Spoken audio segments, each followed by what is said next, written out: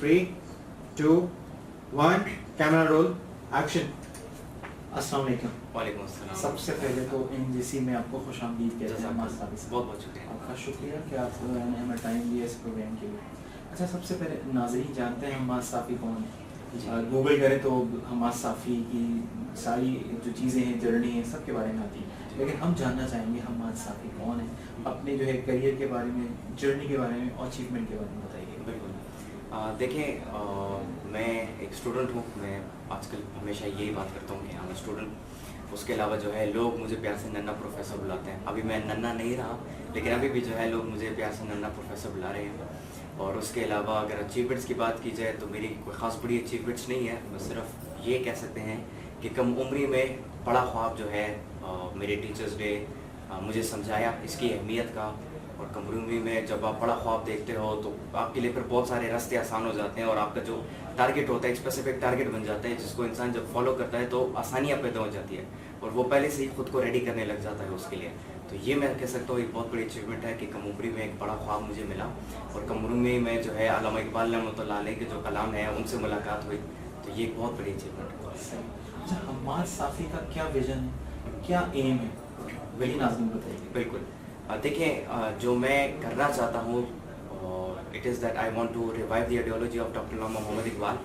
کیونکہ میں اکثر ہمیشہ ہر جگہ ایگزیکٹلی یہی بات کرتا ہوں کہ ان کے فلسفے کے بغیر, کیونکہ ان کے فلسفے کے اندر خودی شامل ہے, قرآن شامل ہے, سنت شامل ہے, عشق رسول صلی اللہ علیہ وسلم شامل ہے, تو اس کے بغیر ہماری ترقی ممکن نہیں ہے. تو میں ہر جگہ پہ یہی بات کرتا ہوں, and this is my aim. I want to revive the ideology of doctor Allama Muhammad Iqbal, اور اس کے علاوہ جو ہے I want to revive the youth of Pakistan.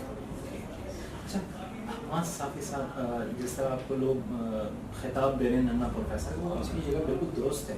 اتنی چھوٹی عمر میں جو ہے نا آپ کا پبلک سے خطاب کرنا, یہ ایک مطلب یہ کہ عام سی بات نہیں ہے. ٹھیک ہے, ہر کوئی بڑی عمر میں بھی پہنچ کر خطاب نہیں کر پاتا, اس کے جو وہ پاؤں لگستے رہتے ہیں.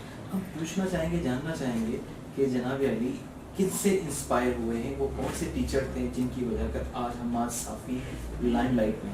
بالکل. دیکھیں, میرے ایک ٹیچر نہیں ہیں, بہت سارے ٹیچر ہیں مجھے جو کہ الگ الگ فیلڈ سے مجھے پڑھا رہے ہیں. انگلش لینگویج کے میرے الگ ٹیچر ہیں. اس کے علاوہ جو ہے میں اکثر جو میرے انٹرویوز ہوتے ہیں یا میری جو سیشنز ہوتی ہیں اس کی پریپریشن کے لیے میرے ایک الگ ٹیچر ہیں, ان سے میں ہیلپ لیتا ہوں. تو سب میرے لیے انسپریشن ہے, اور سب سے میں سیکھتا ہوں الگ الگ فیلڈس کے حوالے سے, سب سے میں علم حاصل کرتا ہوں. صحیح. آپ نے علامہ اقبال کا ذکر کیا کہ علامہ اقبال کے کلام سے جو ہے نا آپ کا تعلق بنا, تو یہ تعلق بنانے میں معاون اور مددگار کون ثابت ہوئے آپ کے؟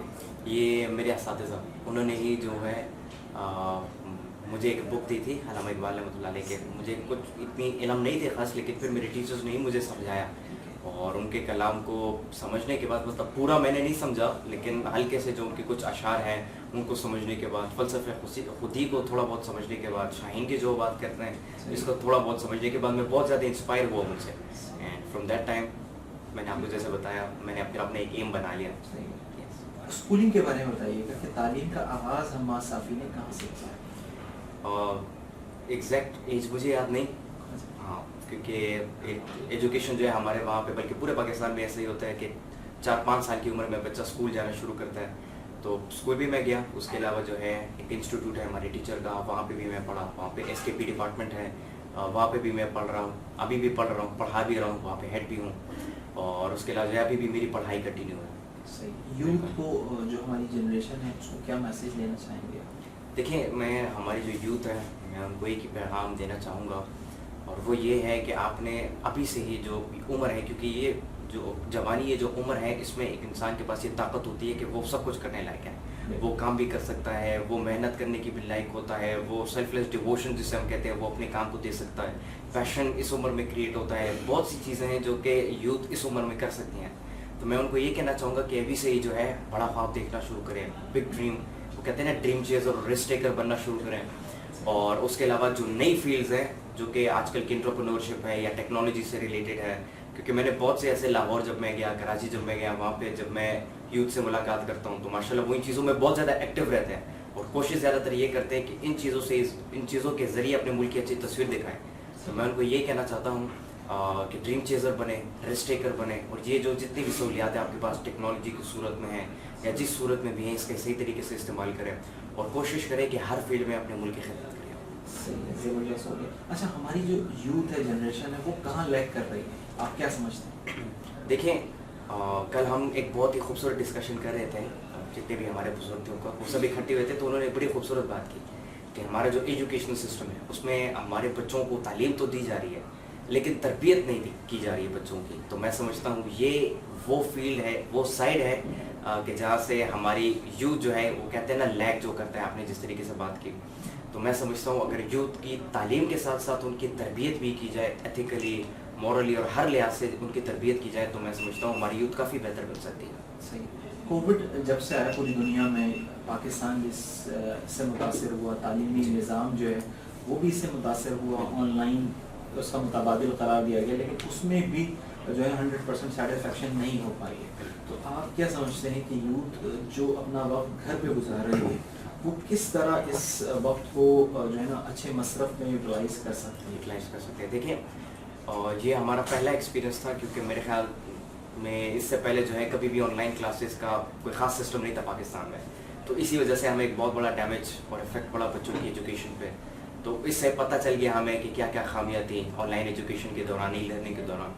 उसके अलावा जो है जितने भी बच्चे हैं या नौजवान हैं जो कि घर पे बैठे हैं और तालीम को जारी नहीं कर पा रहे हैं, तो मैं उन सबसे ये कहना चाहूँगा कि देखिए टेक्नोलॉजी आपके पास है, ये एक बहुत बड़ा इल्म का समंदर है, लेकिन अगर हम इसको पहचानें, इसका सही इस्तेमाल करें, गूगल का सही इस्तेमाल करें और उसके अलावा इंसाइक्लोपीडियाज़ जो हैं उनका सही इस्तेमाल करें, तो मैं समझता हूँ ये इल्म का ख़जाना है. और हमारे जो कोर्सेज़ हैं, ठीक है, और सिर्फ वो कोर्सेज़ नहीं जो कि हम स्कूल में पढ़ते हैं जैसे निसाब हम कहते हैं, उसके अलावा भी जितनी चीज़ें हैं, कोर्सेज़ हैं, वो सब हम इंटरनेट के थ्रू सीख सकते हैं. तो मैं समझता हूँ वालिदैन को चाहिए कि वो अपने बच्चों को, अपने जितने भी बच्चे हैं उन सबको सिखाएं कि किस तरीके से आप इंटरनेट का इस्तेमाल कर सकते हैं. क्योंकि हमने इस सिचुएशन के दौरान, ये लॉकडाउन के दौरान बच्चों को टैबलेट और लैपटॉप्स तो पकड़ा दिए, लेकिन हमने उनको सिखाया नहीं कि इसका इस्तेमाल आपने कैसे करना है, जिसकी वजह से एक बहुत बड़ी तादाद में बच्चे जो है वो तालीम से और भी दूर हो गए.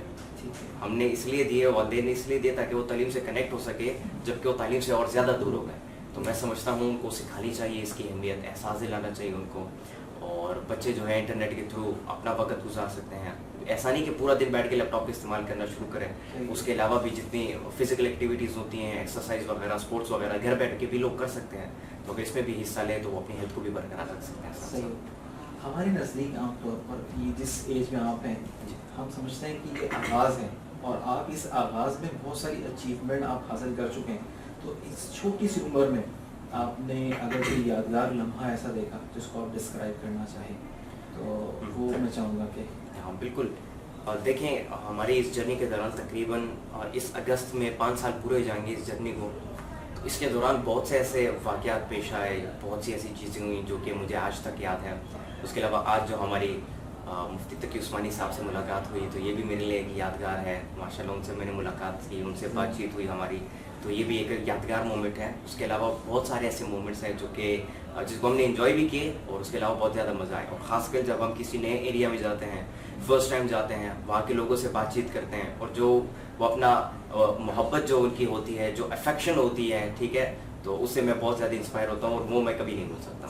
कराची के दौरे पे आए, आपने जो वक्त यहाँ गुजारा कराची में, कैसा है उसका फीडबैक दीजिएगा. देखिए, कराची में तकरीबन इससे पहले भी 3-4 मरतबा आ चुका हूँ और मैं यकीनन जब भी यहाँ पे आता हूँ, सबसे पहली बात तो मैं रास्ते में तय करके आता हूँ कि मैं यहाँ की बिरयानी और यहाँ का जो खाना है वो ज़रूर टेस्ट करूँगा, क्योंकि यकीनन लाहौर और कराची का जो खाना है वो बहुत ज़्यादा टेस्टी खाना है. और उसके अलावा यहाँ के लोग भी बड़े अच्छे लोग हैं, उनसे मुलाकात करते हैं और मोहब्बत वाले लोग हैं, प्यार देने वाले लोग हैं. तो उनसे भी जब मैं मुलाकात करता हूँ, उनके साथ बातचीत करता हूँ, गपशप लगाते हैं हम 1 to 1, तो उसमें भी बहुत ज़्यादा मज़ा आता है मुझे. उसके अलावा यहाँ पे जो एक्टिविटीज़ होती हैं, जिस तरीके स्कूल्स और कॉलेजेस में, तो वो एक्टिविटीज़ भी बहुत ज़्यादा इंस्पायरिंग होती हैं, क्योंकि क्रिएटिव आइडियाज़ होते हैं, नई इनोवेशंस होती हैं, तो वो भी मुझे बहुत ज़्यादा इंस्पायर करती हैं यहाँ के. तो बहुत ज़्यादा खुशी महसूस होती है.